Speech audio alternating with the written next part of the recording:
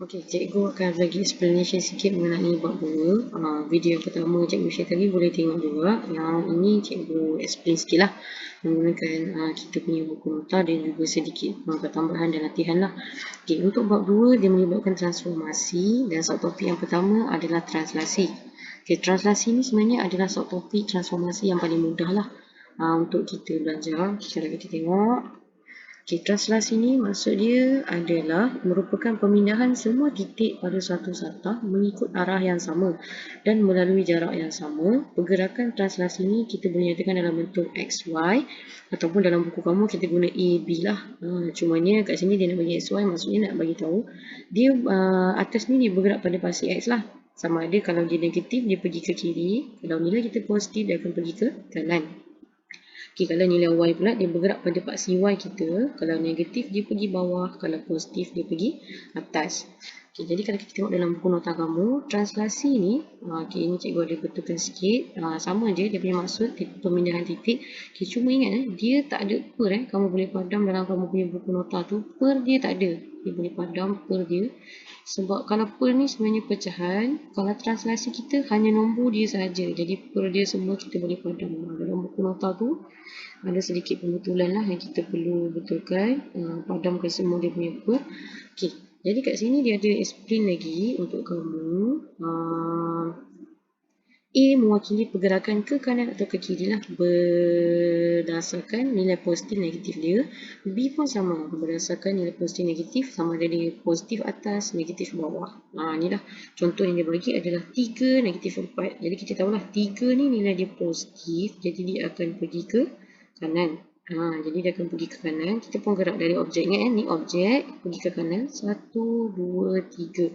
Jadi 3 pergerakan ke kanan. Okey, yang bawah ni pula negatif 4. Negatif maksudnya dia akan bergerak ke bawah. Berapa kali? 4 kali. Jadi kita pun geraklah 1, 2, 3, 4. Jadi negatif 4. Jadi ingat A objek, kalau image dia still A tapi dia ada koma kecil dekat atas. Ini beza dia. Ini objek, ini image kita.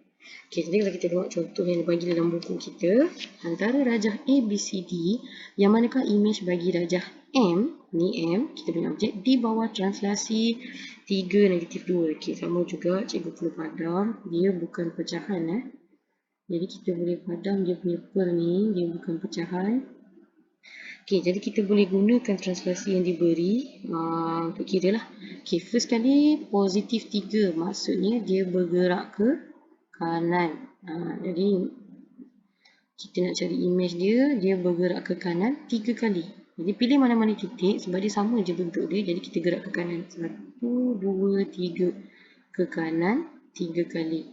Ke bawah, sebab dia negatif kan. Jadi dia akan pergi ke bawah.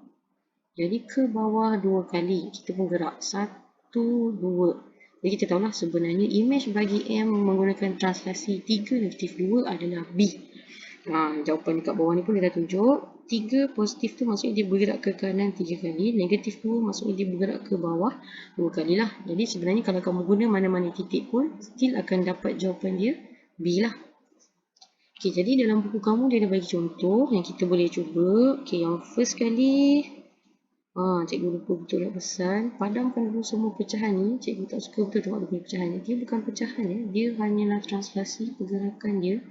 Jadi kita boleh padam dia punya garisan. Ini pun sama. Okey. Jadi ini pun cikgu boleh padam siap-siap. 4, negatif 3. Okey, jadi kalau kat sini kita boleh cuba buat soalan yang pertama.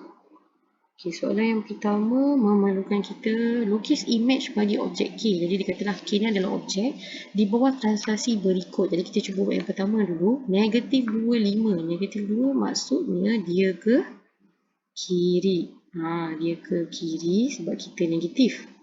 Okey, kalau positif 5 maksudnya dia ke atas. Okey, jadi kita boleh mula daripada objek. 2 langkah ke kiri. 1, 2. Jadi negatif 2. Okey, 5 langkah ke atas. Kita pun tambahlah. 1, 2, 3, 4, 5. Jadi kat sini sebenarnya adalah kita punya objek image K untuk soalan A. Itu maksud dia. Negatif 2 ke kiri 2 kali, positif 5 maksudnya dia ke atas 5 kali lah. Okay, jadi kita cuba buat B. B dia kata 4 langkah ke kanan sebab dia positif. Ke kanan, buruk sikit tulisan, minta maaf. Ke kanan. Dan juga 4 langkah ke atas lah sebab dia positif 4. Jadi kita boleh cuba daripada objek dia 4 langkah ke kanan. Jadi kita pun cuba 1, 2, 3, 4 ke kanan, 1, 2, 3, 4 ke atas lah.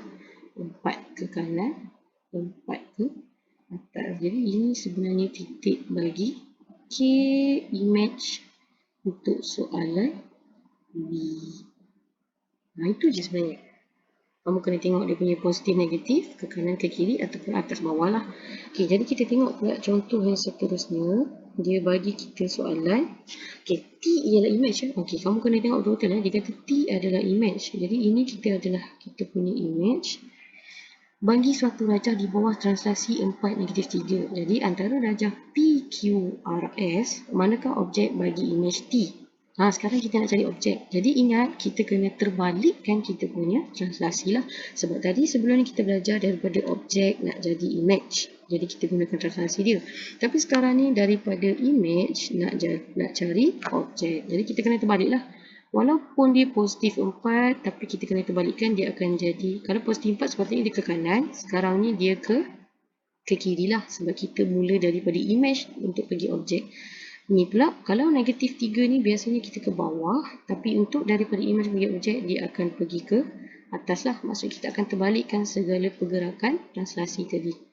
Okay, jadi kita bergeraklah daripada T. Pilih mana-mana titik, jawapan dia masih samalah. Okay, jadi kita pilih titik paling hujung. Okay, ke kiri 4 kali. Jadi 1, 2, 3, 4. Ke kiri 4 kali.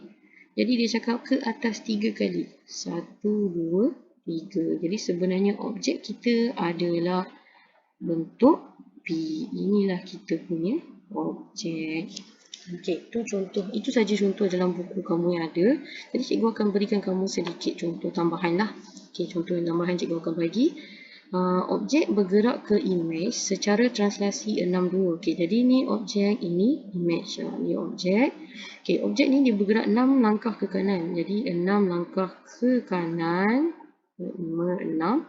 2 langkah ke atas lah. Jadi 2 langkah ke atas. Jadi objek pergi image menggunakan translasi 6, 2. 6 langkah ke kanan, 2 langkah ke atas. Kalau yang contoh kedua pula, objek bergerak ke image secara translasi negatif 6. Maksudnya dia pergi ke kiri 6 kali. Negatif 3 maksudnya dia ke bawah 3 kali. Okay, jadi kita pun daripada objek ni bergeraklah 6 kali ke kiri, 3 kali ke bawah. Gerakkan semua titik yang sama. 1, 2, 3, 4, 5, 6. 1, 2, 3. Jadi kalau kamu gerakkan semua titik ni akan dapat baliklah objek ni. Tapi dia adalah image melalui translasi lah. Okay, yang terakhir, objek bergerak secara translasi negatif 93. Maksudnya dia bergerak ke kiri 9 kali, tapi dia bergerak ke atas 3 kali. Jadi daripada objek, dia jadi image ni lah. Nampak tak? Bentuk dia masih sama walaupun dia bergerak lah. Okay, jadi kita tengok contoh tambahan yang cikgu bagi. Okay, dia minta kita huraikan transformasi. Huraikan, maksudnya kita kena nyatakan dia apa? Translasi. Tapi dia punya... Kejap kita ada okey, sama balik. Okey, huraikan transformasi di bawah selengkapnya. Jadi ingat kita belajar sekarang translasi, nampak bentuk sama. Jadi kita nak kena tentukan translasi ni masihlah daripada objek pergi image. Nampak beza dia? Ini M prime. Jadi ini adalah objek, ini adalah image. Itu beza dia. Jadi kita bergerak dari sini pergi sini. Itu dia. Jadi untuk kita tahu pergerakan dia, kalau boleh, kita pilih mana-mana titik, sama je pergerakan dia hasil dia. Jadi kita cari dulu pergerakan kiri kanan dia dulu. Okay, jadi daripada objek, ini pasangan dia sebenarnya berada di bawah ni lah. Pasangan dia yang sepadan. Jadi kita bergerak dulu ke kanan. 1, 2, 3. Maksudnya dia bergerak ke kanan 3 kali.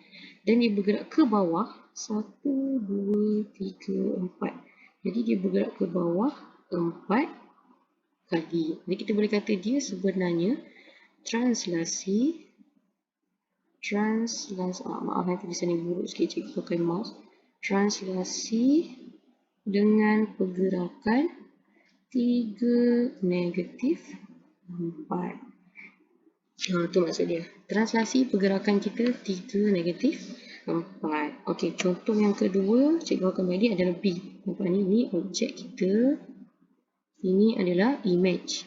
Jadi kita nak bergerak daripada objek nak pergi ke image. Okey, kita cuba pakai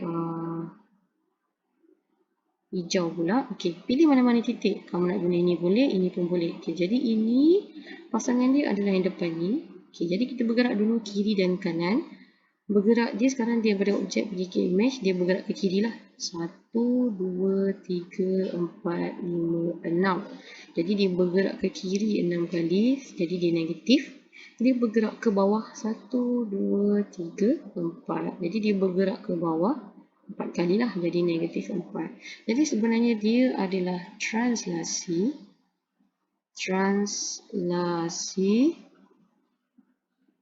dengan pergerakan